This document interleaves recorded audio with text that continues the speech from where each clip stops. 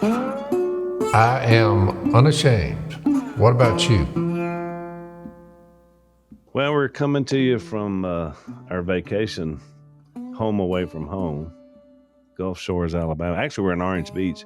So I mentioned a couple of podcasts ago that Andy Andrews is a friend of mine, has let us use his studio. So that's where Zach, you just happen to be here. You're not really in our family vacation, but you're family and you're here while we're here. So and we're on vacation. And you're on vacation. Yeah. I was wondering why you just didn't come with us. I mean, what is there a problem? I didn't get the invite. Well, you're invited. Well, now If I'd have known, we'd have stuck in there like cordwood. So Dad's living the summer of Phil. He's back home in the studio. Dad, can you hear us in Louisiana? I can hear y'all loud and clear. Let's see, y'all are in the midst of a blazing sun beating down upon you with no cover unless you bring some kind of umbrella. There's a lot of water there. All of it is not drinkable. And you got half-naked women running around. Y'all are just this side of hell, and I'm over here, way up here in the woods. And there's always a little excitement from time to time. But other than that, we're pretty good. I just saw something that last night that occurred to me. When Peter was talking in Acts 10:34, when he was explaining what it was like to follow Jesus, he said, he went around doing good. He came with the Holy Spirit and power. He went around doing good and healing all who were under the power of the devil because God was with him. You get to Colossians, down there in Colossians 1, verse 10, he makes a statement. We pray this in order for y'all to live a life worthy of the Lord, may please him in every good work, bearing fruit in every good work, which what Jesus was doing. And then it says, growing in the knowledge of God, being strengthened with all power according to his glorious might. So the same wordage is used in Acts 10:34 from an eyewitness, Peter.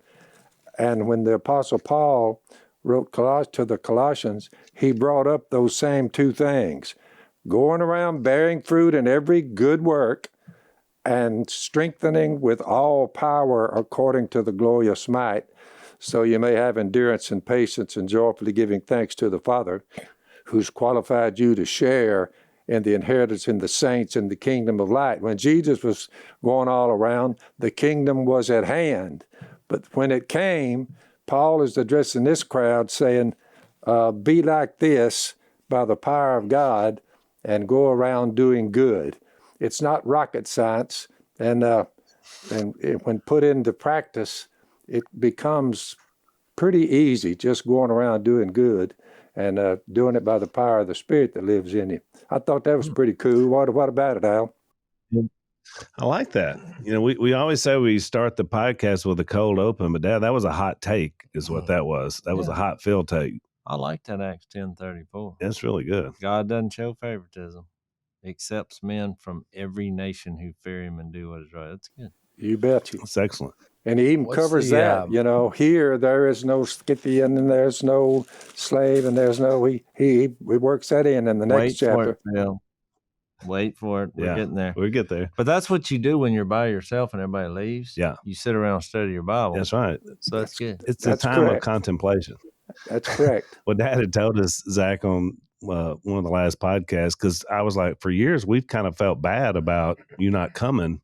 Like you're there by yourself and Mom gets people to drop by, you know, because she's worried about him being alone. And Dad's like, oh, it's the best time of my life. No, he loves it. He's like, when y'all are gone, it's quiet around here. It's the summer of Phil. Hey, it made me feel better. Those two dogs of Miss Kay, Bobo, you know, the UPS truck got him. But the two that are left, they've never even had so much as a whimper. When Miss Kay leaves, all they do is just sit there, and when I look over there at them, they're looking at me and I'm looking at them, but they never make a sound. They don't eat any of their dog food. And the other morning, I heard one of them kind of wailing because Miss Kay wasn't there, you know. And I said, hey, shut up in there. But even the dogs are sitting there just wait till she comes back, you know. It's waiting. Mom said one of them hopped up in her chair. You told her and just howled to the moon Oh yeah, because she wasn't there. that's Just it. wailing. Well, I don't want to derail things, but I have to address the elephant in the room. In our room. Yeah, I In mean, this yeah. room. What's up with your hair? What's up with I your hair? cut my hair. Look, I don't. Most of the time when I cut my hair, no one noticed. But I cut my hair. I did it myself. I'll give So you you. cut your own hair? I'll give you the tutorial on how to do it if you want to know. It looks But when beachy. It looks beachy. So Phil, here's what I did. It's The this color beachy of that dude. I hat. went in there. Well, here's the reasoning. One, Get a it's free really bowl hot. of soup with that hat.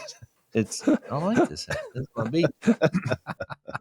So, Phil, I'm glad you're getting a kick out of this. So, you people just listening, I have what kind of hats are these called? It's Like bucket, Kind of a bucket hat, Bucket yeah. But hat with it's more like a outdoor bucket hat. Like but it's the hair. It's like a blunt. It's a blunt. No. For those not listening, it's a blunt cut. I would say like it's just like Well, I cut off a third of my beard and 2/3 of my hair. So it was quite the cut. But here's what you got to remember. When you make the first cut, because I'm standing in the mirror, have a pair of scissors. I grab the left side and I just pulled it in front of me and I just went whack. Well, the rest of the haircut is trying to line up what you just did to make it even. so you keep working your way up. And I just went a little too far on the first cut because I didn't mean to cut that much. And what you're seeing is the result of the blossoming. Because it just all what's left goes out. Yeah, it's kind of like a I don't know. It's like a fryer or what's the? It's like a It's like an electric. not like a. I mean, like like an old preacher. What do they call like the monk. No, it's like your hair's all like laid down. What little of it you got left. But if you stuck your finger in that socket over there, you'd see it. Well, that's what happens when you have a couple of years of not cutting your hair. But it was long.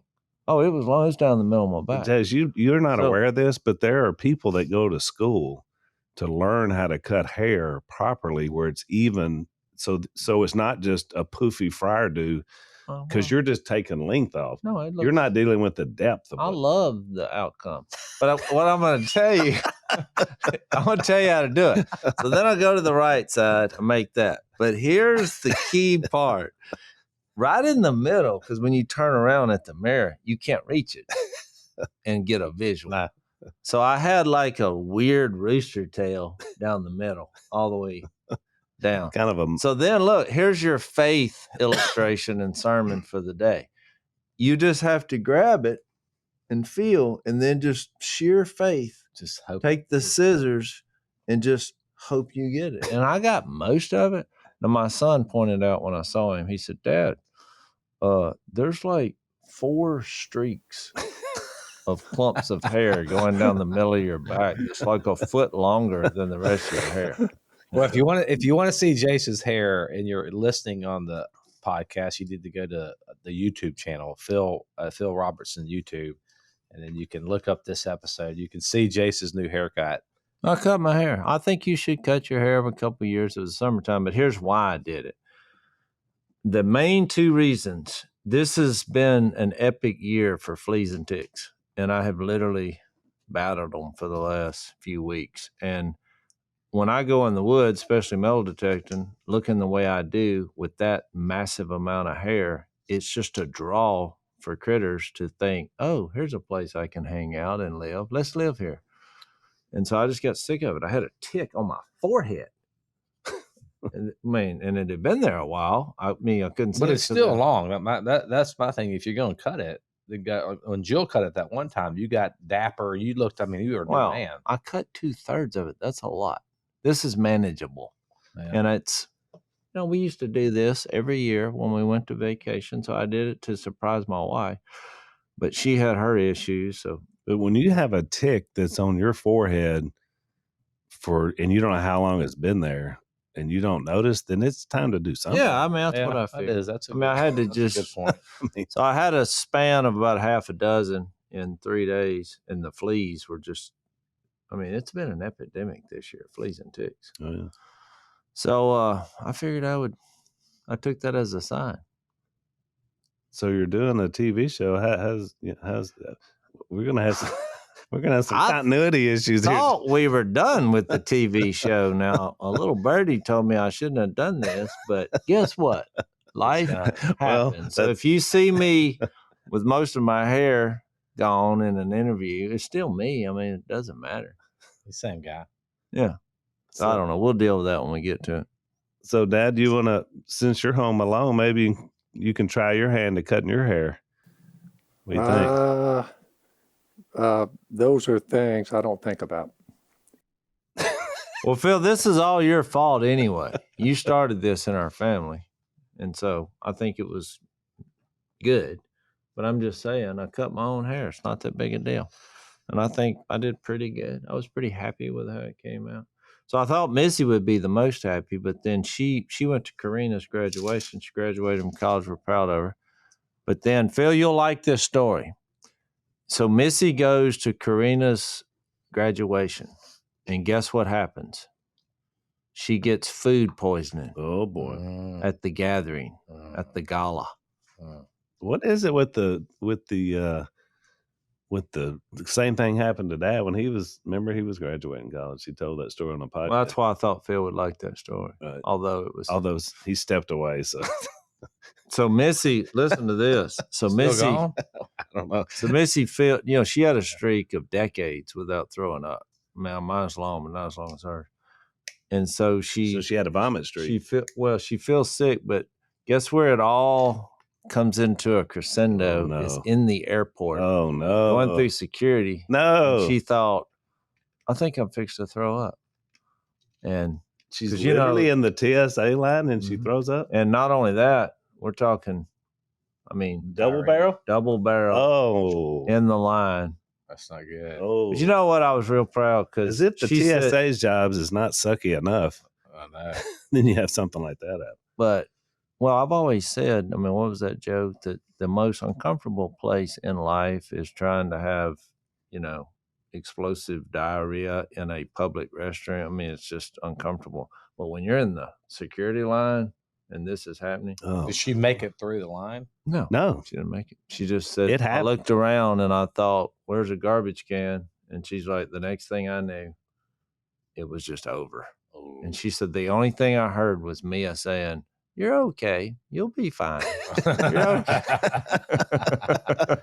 But that kind of warmed my soul, Almost like she was just trying to kind of wish it away, right? Yeah, like, you're okay. It's okay. We're going. She actually said a very nice TSA agent came up and said, what can I do to help? And, and Missy's like, I need a bathroom. Where's the nearest bathroom? But she was panicked because she thought they wasn't going to let her on the plane because they're like, what's wrong with you? You have, monkey pox. Yeah, well, then you got all these illnesses. But she just had food poisoning, so it was miserable. So, and then she's got to travel. She was coming here. Yeah, she got here, but she just been in bed for like 24 hours. But terrible. She was up this morning. And I was like, you like my hair? And she's like, I got worse problems to deal with. So she wasn't even. Yeah. I'd take that as a no then. Yeah. She categorized it as a problem. Yeah. She just got No, she sent me a text and said it's awesome. So once she thought about it, she was happy. She doesn't like all this hair. She didn't like it. Yeah. So she told me once, she's like, I like having an affair with my husband. Because I'm like a different person. Well, she would appreciate the less hair, I'm sure. So anyway, we're at the beach. We're living it up. Yeah, we're living the dream down here, Dad. Yeah, I bet. Are you back with us? Yep. I love it because you're not there, so Dad just gets up and wanders off. He just comes back. Yeah, he comes back. He's ready to roll. Let's take our first break. Well, as we've been saying, there's a lot of crazy stuff going on in our culture these days. And you got a lot of attacks on religious liberty, free speech, constitutional rights, a lot of things happening. One of our supporters and our sponsors is a group called Patriot Mobile. And they build themselves as America's only Christian conservative cell phone provider. So if you want to, if you want to line up in terms of, where you put your cell phone money, these folks are going to be there pretty much thinking like you think. They fight for religious freedom, constitutional rights, sanctity of life. They have great deals for veteran and first responders. It's a 100% U.S.-based customer support team as well. So if you want to check these guys out, go to patriotmobile.com/Phil, or you can call them at 972-PATRIOT. You're going to get a free activation when you use the offer code Phil. And remember, veterans and first responders are going to save even more when you make the switch. So if you want to make your voice heard and line up your values, go to patriotmobile.com/Phil. That's patriotmobile.com/Phil, or you can call them at 972-PATRIOT.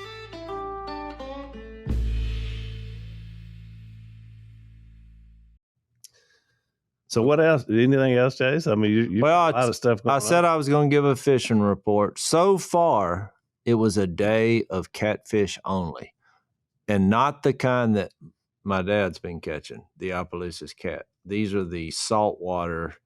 If they fin you, you've been poisoned. You're having to. There's have stuff gloves. here that We caught a lot of catfish, but I mean, the seas are rough at this time. A lot of seaweed. It's just been rough. And we're hoping the next 2 or 3 days it'll die down. I'll have a better report. But so far, Phil, all we got is saltwater catfish. And can you even eat them? We didn't eat them. We turned them back everywhere. They're known to be trash fish down there. Yeah, so we haven't eaten them, but Especially since we've been eating up. we're after the pompano, but we just haven't struck yet. So I'll keep you posted. So I will give you this fishing report. So the first day before y'all got here, Jay and BK went out deep sea, went out on the boat, and they were going for a red snapper because it's still red snapper. Well, it was. It's closed now, but they were going for the red snapper, but they didn't catch any red snapper. But the only person on the boat that caught any fish was BK. She caught 2 triggerfish, which are delicious, by the way. It's my favorite Gulf fish right now. I kind of go back and forth, but so little BK one more time she's the champion of the hunt or the fish. She's an angler. Yeah. What was the fish you caught? Triggerfish. Yeah, the trigger. Yeah, it's a really white, flaky. It's delicious. So they have them a lot down here. Before we get into for our text, I got a couple of events coming up I want to mention in case you're in the area. On Saturday, June the 4th, 9 to 12, Lisa and I are going to be doing a marriage seminar at the Tabernacle Church of God in Christ with the Bishop Matthews. Oh, this guy is amazing. It's in South Haven, Mississippi. So if you're in that area and you want to check it out.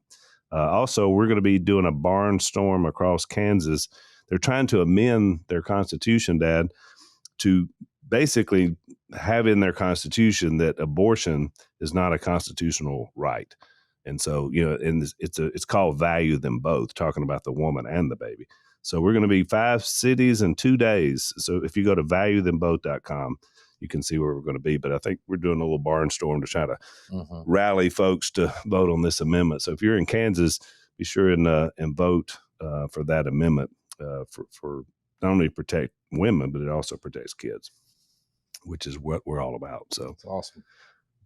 So you want to dive into some Colossians? Right. We're in Zach. We're in Colossians 3, which is I think we went through the first 4 verses the last time, and we talked about in the last podcast that it's kind of now a lifestyle. We got into the lifestyle side of it, and it's all based on the idea that when Jesus is Lord, when he's the one in charge, then the response should be natural. And it starts out those first 4 verses. Last time we talked about how spiritual. Yeah. Heart, soul, and mind is the idea about where we're going. And so today we were kind of at that point, starting in verse 5, where we start talking about specifics of what kind of sinful behavior he's talking about. And I thought it was interesting because he sort of frames it, Jace, with some things you put to death, but then some things you bring to life. It's kind of a 2-step process that you go through.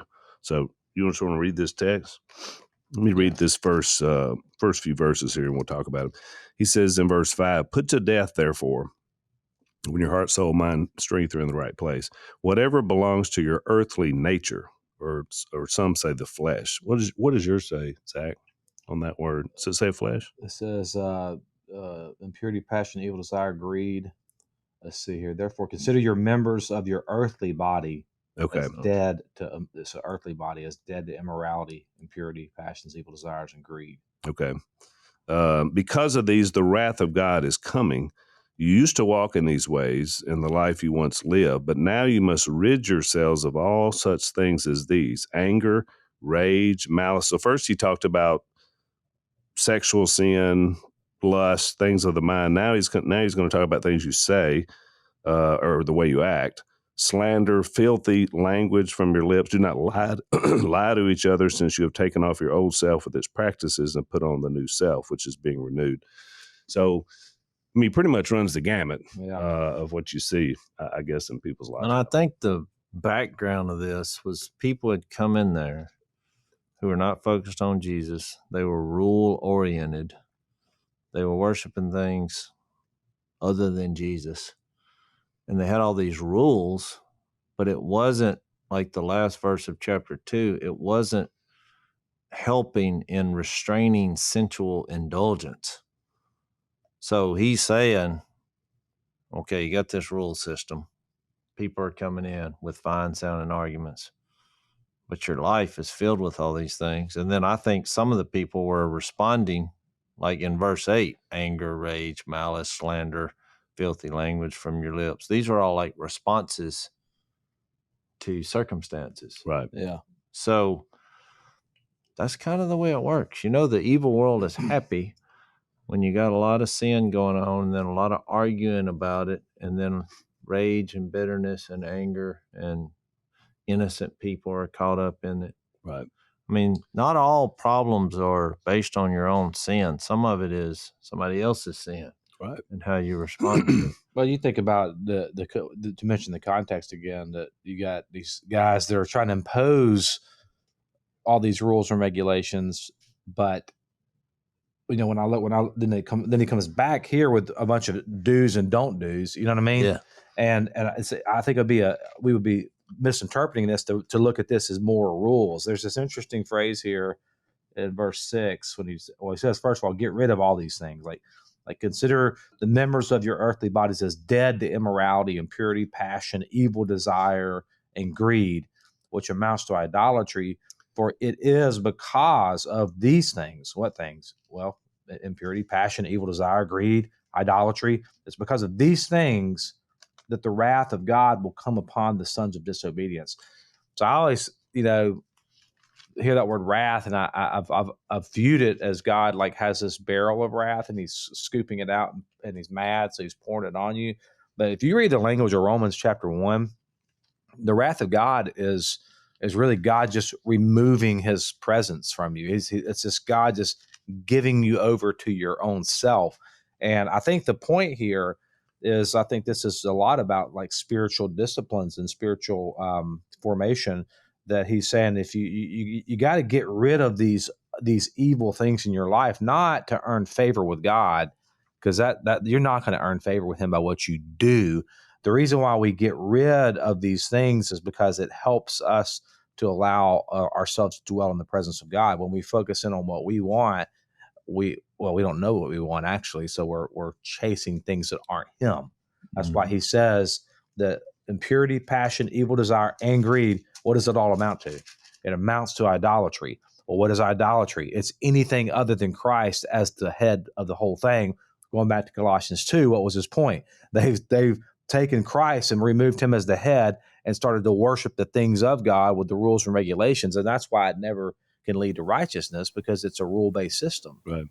That makes sense. Yeah. Zach has brought it up on what I was telling y'all earlier. Here's what everyone needs to understand. And here's where we stumble greatly as human beings. When the law was given, Exodus 20,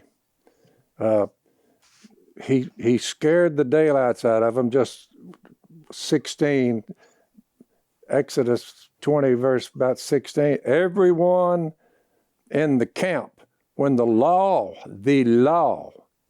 the 10 commandments were given, and everyone in the camp trembled. The Lord descended on it in the mountain in fire. The smoke billowed up like smoke from a furnace. The whole mountains were shaking violently. All he's doing is he's fixing to give them a code to live by. My point is, this was 2,000 years before Jesus, right at it. So 4,000 years ago, God had him write down 10 laws. You shall have no other gods before me. Don't bow down to idols. Don't misuse the name of God. Work 6 days and rest one. Check this out. Honor your father and mother. That's what the law said. We already have these laws. We have these laws. We've been having them for 4,000 years. Don't murder. So every time there's a shooting or whatever, a bunch of murder takes place, the politicians all run and say, we need to make some more laws. We need to have more laws, more laws. We need to fix this. We need to get all these statutes down. This has been here for 4,000 years. Don't murder. Honor your father and mother. Because if they did, there wouldn't be all this murderous generation that has been with us when this was written and for the last 4,000 years. It's the same sins over and over and over. We've got the law. We don't need politicians making more. Well, I tell you what, if they're hacking people with hatchets, get rid of the hatchets. If they're shooting them, get rid of the gun. They keep doing it. The 10 Commandments covered. Don't murder. It's sinful. It's of the evil one. Don't commit adultery. Well, there goes 60% of us. We look at that and we say, yeah, well, there's divorces. And then there's the breakup of the family. Then dad, he's gone, or mom, she's gone, or both of them are gone. We're down to grandparents, like the shooter out in Texas. You say, what in the world? Don't commit adultery. When you marry someone, stick with them. Hang on, Dad. Let's take a break.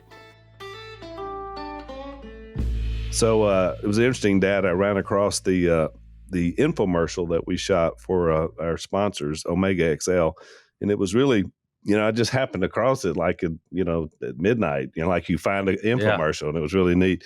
But these guys have been fantastic, and you check that out if you see it. But what they do is they help out with inflammation. And what I've noticed is, and we played golf. I hadn't played golf maybe twice in the last year, so I was a little worried about it yesterday because I've been taking this Omega XL and I had any aches and pains. You actually played really well. I know. That's what I was saying. This has been a big help. So, I mean, I say that when we say on here, this really helps, I'm telling you, it really helps. And so I'm experiencing that, which is really good. You know what else it helps on? What's that? This is my experience, but everyone at our beach house has been taking it, and they said it's helping with sunburns. Oh, really? Yeah, I thought that was interesting. Well, there you go. I don't know why. I don't know the science behind it, but I like it. Well, I know that it rejuvenates joints and muscles, and we can attest to that for sure. So here's what you do. You want to check it out. I'm telling you, it works. Omega XL. You're going to buy a bottle. You're going to get a second bottle for free. So that's omegaxl.com/Phil. omegaxl.com/Phil, or you can call them at 800-844-4888. That's 800-844-4888 and get those joints lubricated.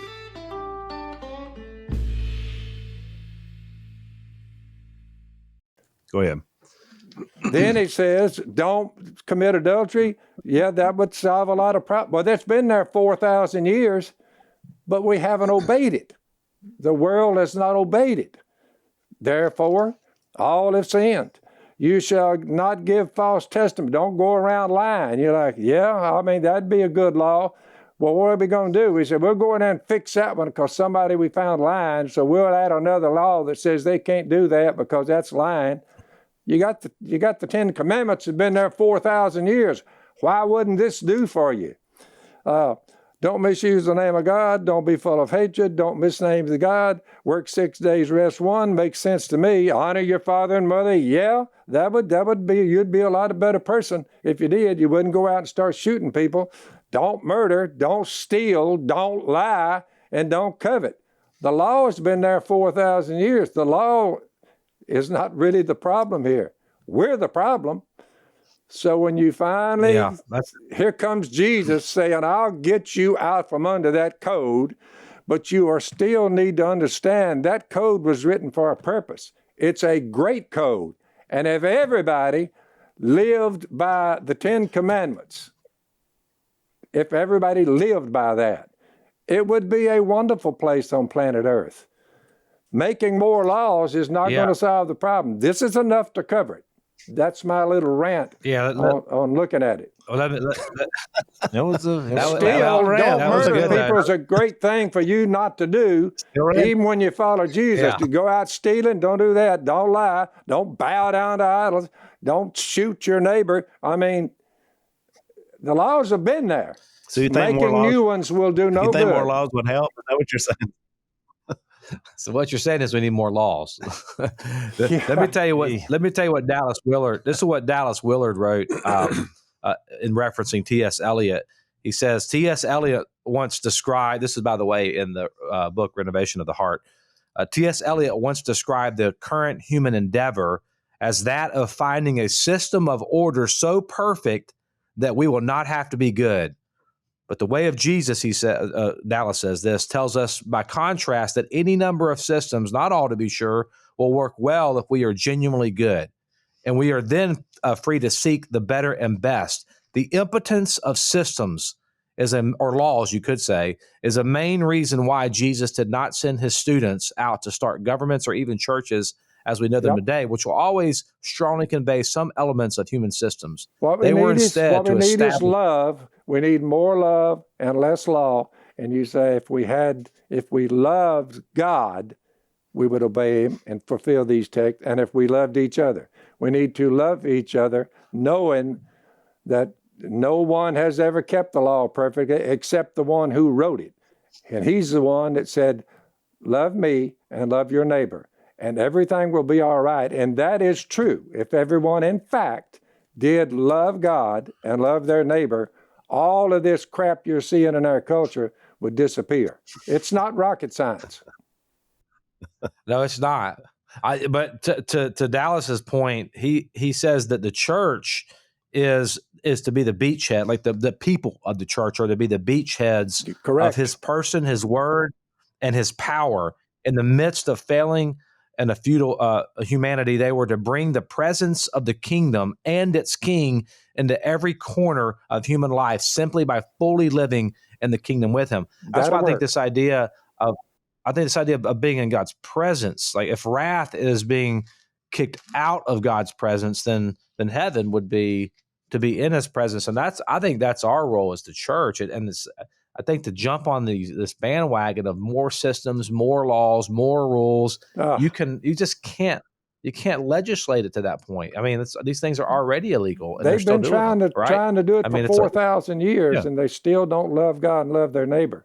It's right there in front of them, hiding in plain sight. Well, they're not legislating love, and especially out in the real world on a daily basis, no matter what the law said. Yeah. You're still not, people have decisions when it comes to relationships. I mean, he's going to get in the back end of chapter 3, talking about where it starts in the home. He's like, wives, submit to your husbands, husband, love your wives, children, obey your parents, fathers, don't embitter. And then he kind of gets into the social classes of people and what you do is your work and your job. And that's why he eventually says, whatever you do, work at it with all your heart as working for the Lord, not for men. But what I wanted to say is this passage that we just read eerily mirrors Ephesians 5, which to y'all's point starts off saying, be imitators of God, therefore, as dearly loved children, which there's the ultimate relationship. When you have that relationship with God as sons and daughters to our Father, it trickles into all our relationships as brothers and sisters and husbands and wives and children, because that's where it really starts. When you see these shootings, like you mentioned, Phil, it's a breakdown of the home. Yeah, and the system is trying to fix. People are like, well, fix that. They don't fix that. Nobody's telling this guy no, or there's no accountability. There's no community. When you let the internet be your father, Well, how do you think that's going to work to the immature? Or salt Or water. watching other people do it, or watching Well, other but people commit this. practically, Phil, is what I'm saying. People are going to educate themselves in some way. And so if you lose touch with people who have your well-being at heart, and you're just trying to find some kind of direction and meaning and purpose in life in an immature way through the internet as a young person, it's just not going to work. Yeah. You're going to be, it's going to be a disturbing existence because you're picking out things that people are taking advantage of through the internet on the immature. I mean, it's just the way it is. There's predators. There's a lot of predators roaming there. But I wanted to read Hang on, this. before you read that, let's take a break.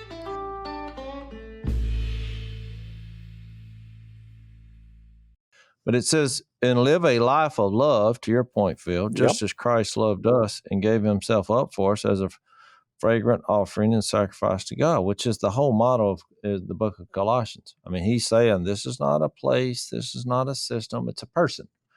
And he embodies all forms of the deity, and you have access to that. And the mystery of godliness is that this awesome Jesus Christ, those 12 things he listed in Colossians 1:15 and following, is living in you. And so we participated in it. And just like Colossians 3, what we read 5 and following, in verse 3 of Ephesians 3, it says, but among you there must not be even a hint of sexual immorality or of any kind of impurity or of greed. These are improper for God's holy people. There shouldn't be obscenity, foolish talk, coarse joking, which is all the responses to the circumstances, just like Colossians 3. For this, you can be sure, verse 5, Ephesians 5:5, no immoral, impure, or greedy person. Such a man is an idolater. Same as Colossians. He uses the same cycle. Has any inheritance in the kingdom of God. Let no one deceive you with empty words, just like Colossians, the fine-sounding arguments or hollow and deceptive philosophy. For because of such things, God's wrath comes on them. When God's presence is removed, you're basically like a fish. I thought about this when I was fishing. It's like when you are not in Christ, it's like a fish not being in water. What are they doing? They're flopping on the beach, Trying to get back to the water. That's what your life is outside of Christ. You don't have your surroundings and your purpose on why you were created.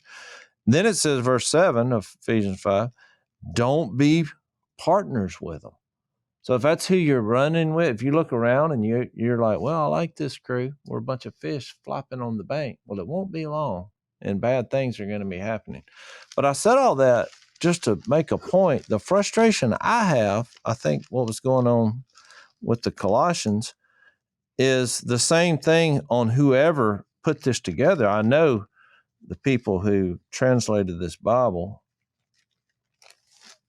had good intentions at heart. But he just said, and I've made this point before, but now we're here. He just said that God made you alive with Christ. In your participation, we spent 2 podcasts talking about baptism. And he forgave us all our sins, and he canceled the written code, to Phil's point. We don't need more laws. We got them. Because and Jesus, Jase, why are you there? Because it's motivated, the law of Moses, the commandments that were given on that mountain, all of it was motivated by fear. When the grace of God came, everybody's motivation is by love. So when the people saw the thunder and lightning and heard the trumpet and saw the mountain in smoke, they trembled with fear. They stayed at a distance and said to Moses, speak to us yourself, we'll listen, but don't have God speak to us or we will die. Moses said to the people, don't be afraid. God has come to test you so that the fear of God will be with you to keep you from sinning. That code, although a great code, Jesus said, I'm going to motivate you by love instead of fear. Exactly. And that's how it works. I mean, because motivated by fear, let's face it, look at the world for the last 4,000 years. You just can't scare people enough to do it, Al. You got the law. Yeah, I agree. Love is the answer. So Keep I going. agree. But what I'm the person who, or the people who translated this Bible, they put these headings, which is not inspired. And on Colossians 2, verse 6, they sum up this category with, I'm going to read what they say: freedom from human regulations through life with Christ. So I think that's good. All right. And so then you read chapter 2, but look at my heading for chapter 3, verse 1. You notice I marked out the first two words. Rules for holy living. Yeah.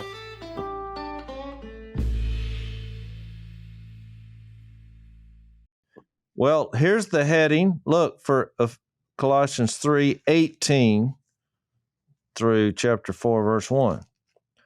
Rules for Christian households. Yeah, that's interesting.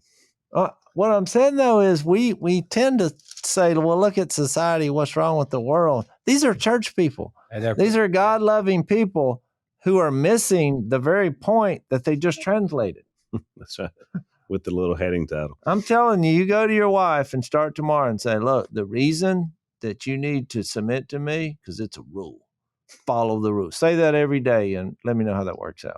Well, I think another motivation, to Phil's point, he said the motivation has been fear. I think the other motivation, and maybe it's related, but it's the idea that T.S. Eliot mentioned, that we're trying to come up with a perfect system so we don't have to be good. Yeah. So I don't want to give my heart. So I want to keep my own autonomy. I want to keep my own. I want to keep me. But just tell me the line that I can get to, because I remember when I was in high school, and we would ask our youth minister this question. He would they'd have like a box, and you put your question in a box, and these are the questions that always came up over and over again. One of them was, how is getting drunk or is drinking a sin? And it's not. But is okay. Well, how many can I have before it's sinful? Because what's the number? What's the limit?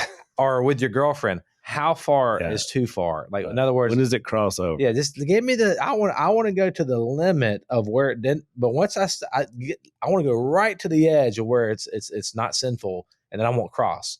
But to view it that way, you've missed the entire thing, because what Jesus came to do was not just to save you from your sin and save you from yourself.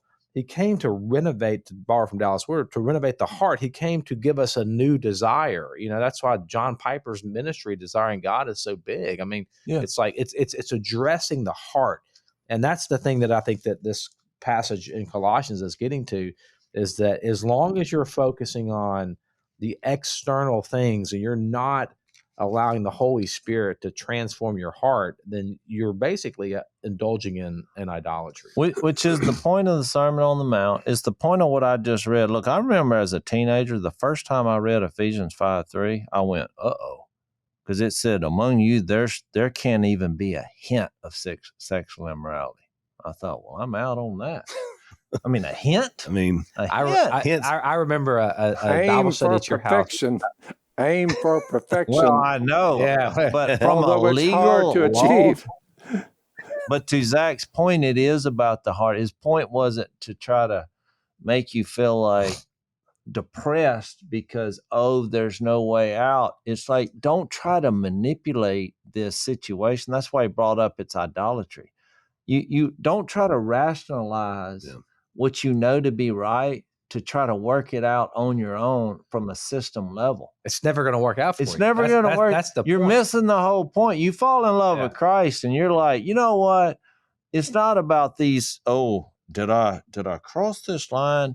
You need to look at this girl as a daughter of the Almighty and either try to share Jesus or, I mean, it's a totally different perspective. Once you get that perspective, you're not thinking about, where's the line? Because trust me, if you're looking for that line, you're going to cross it. It's like, you're going to determine it for yourself. Well, the physical takes over. It's like somebody saying, I can get right down to the nitty gritty, if you know what I mean. And then I'm going to pull back and say, no, I'm not going to do this. Once that happens, biology overtakes theology. Let's take that last break. Go ahead. No, that's a good. I remember when I was in college, we went. Jase, you had a men's group, and we had me and all my friends had just become Christians, and we were trying to walk the straight and narrow. And you did a lesson out of Ephesians about let there not even be a hint of sexual immorality among you. And you ask the question, what does a hint look like? And we were all like, a lust? And you're like, that's way more than a hint, son. That's cool.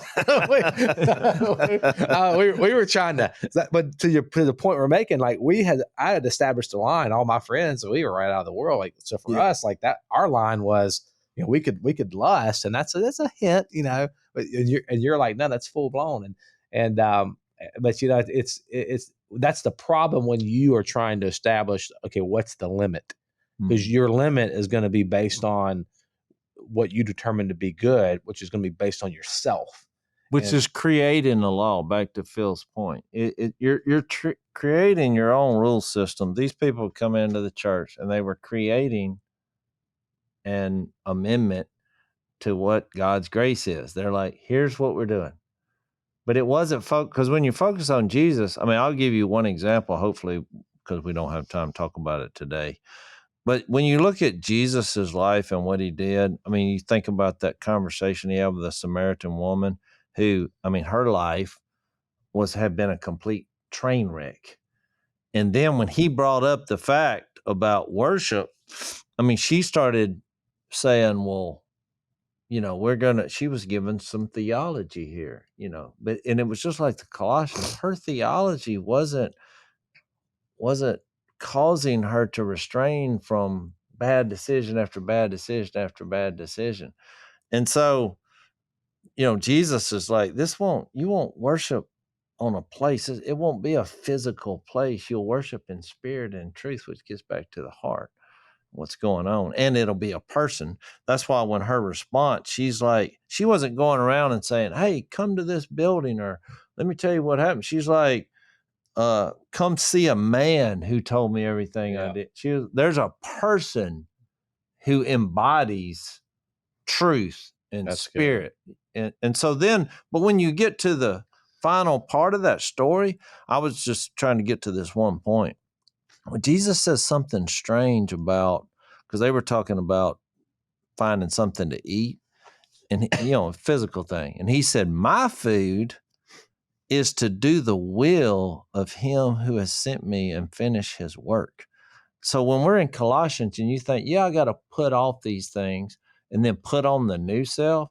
Well, Jesus said, that's my food, is doing these good things that Phil was referencing, doing good. That is the food that fuels us. Well, that's the strangest thought. How do you even make up a thought like that? Your food, what sustains you, is out there representing the Father. That's what Jesus was saying. That's why when you're out there. That's why Jase, love never fails. Well, that's right. Yeah. That's why to put it in the sexual context, because I do realize how difficult it is to wait till you're married. I mean, which is something that God's power allowed my wife and I to do. And I share that.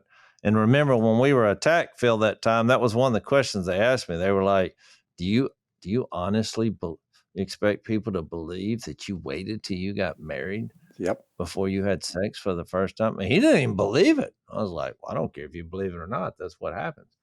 But he didn't understand why I was out there sharing that. And it's because a lot of young people out there, they need that kind of encouragement that, it can be done. But to do it, you're going to have to look at it not from a legal standpoint, because this is the way I did it. I realized what Jesus was saying here.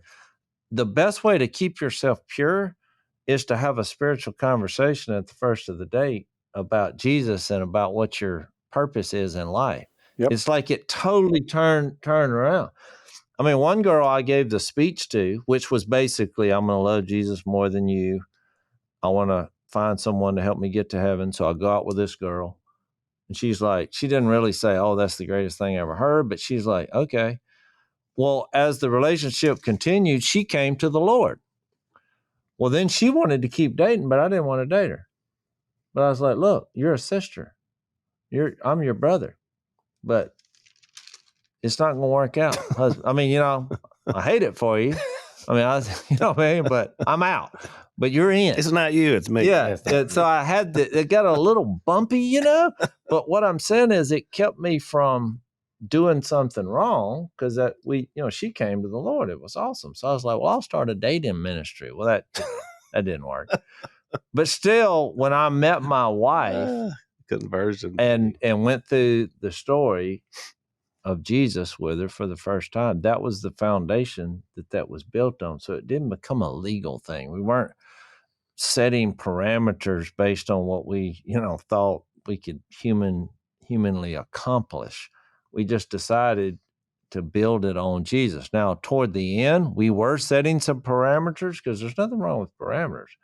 And it ended up just saying, I'll see you at the altar.